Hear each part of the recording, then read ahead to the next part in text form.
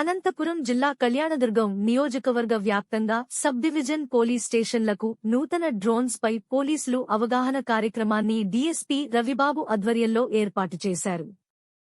నూతన సాంకేతికతతో నేర నియంత్రణ, శాంతి భద్రతల పరిరక్షణ కోసం నూతన డ్రోన్స్ ఎంతో ఉపయోగకరంగా ఉంటుందన్నారు.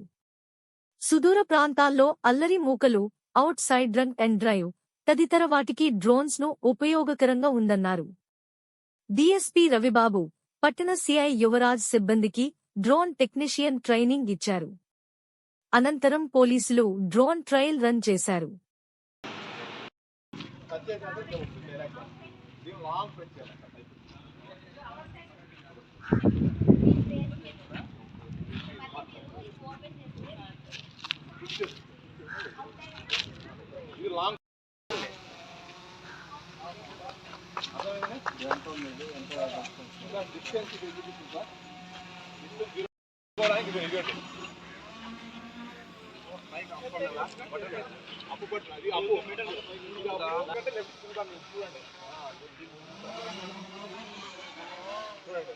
రైట్ కంటే రైట్ తిరుగుతుంది, లెఫ్ట్ కంటే లెఫ్ట్. ఒక బ్లీడింగ్ సౌండ్ వస్తుంది.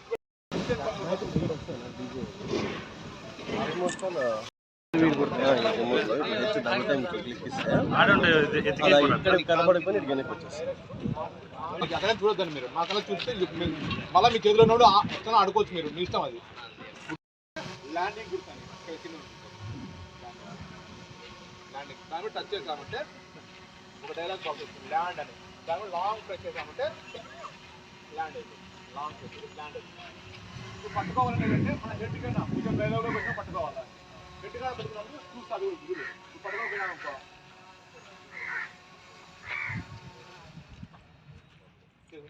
ఇది మనం టచ్ చేస్తాం.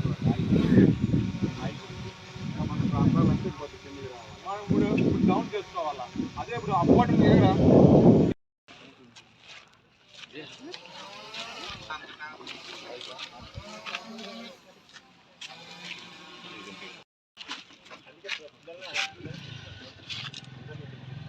ఈ మధ్యకాలంలో నేర నియంత్రణకు అలాగే ప్రజల శాంతి భద్రతల కోసం అనంతపూర్ జిల్లా ఎస్పీ జగదీష్ గారి ఆధ్వర్యంలో జిల్లా అంతటా సీసీ కెమెరాలు ఇన్స్టాలేషన్ చేయటం, అలాగే సాంకేతికను ఉపయోగించుకొని డ్రోన్ కెమెరాలతో శాంతి భద్రతల పరిరక్షణ కోసం చర్యలు తీసుకోవడం జరిగింది. ఆ చర్యల్లో భాగంగా ఎస్పీ గారు ప్రతి పోలీస్ స్టేషన్ ఏరియాలో కూడా ఇన్ని సీసీ కెమెరాలు ఉండాలి అనేసి ఒక టార్గెట్ ఫిక్స్ చేయడం అయినది. అలాగే ప్రతి పోలీస్ స్టేషన్కు కూడా ఒక్కొక్క డ్రోన్ సప్లై చేసే క్రమంలో మన సబ్ డివిజన్ పరిధిలో కూడా ఇప్పుడు ఒక 3 డ్రోన్లు మాకు అందజేయడం జరిగింది.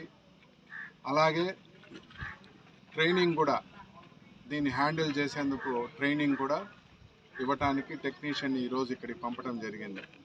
ఆయన ఆధ్వర్యంలో మనం ఈరోజు కళ్యాణదుర్గంలో దీన్ని ప్రాక్టికల్గా మా వారికి ట్రైనింగ్ ఇచ్చే క్రమం జరుగుతోంది. ముఖ్యంగా శాంతి భద్రతల పరిరక్షణలో ఎక్కడైనా గొడవలు జరుగుతున్నా, ఫైర్ యాక్సిడెంట్ జరుగుతున్నా, ఎక్కడైనా సాంఘిక వ్యతిరేక కార్యక్రమాలు జరుగుతున్నా, జాతరలలో, పెద్ద పెద్ద ఫెయిర్స్ అండ్ ఫెస్టివల్స్లో వీటిని ఉపయోగించి సుదూర ప్రాంతాల్లో ఏమేం జరుగుతుంది అని కనిపెట్టి ముందుగానే సరి అయిన నియంత్రణ చర్యలు తీసుకునే క్రమంలో దీన్ని ఇంట్రడ్యూస్ చేయడం జరిగింది. దీని మీద మా వారికి కూడా అందరికీ సరైన శిక్షణ ఇచ్చి సాంకేతికతను వినియోగించుకొని ప్రజలకు శాంతి భద్రతలు కల్పిస్తామనేసి ఉద్దేశంతో ఇది చేయబడింది.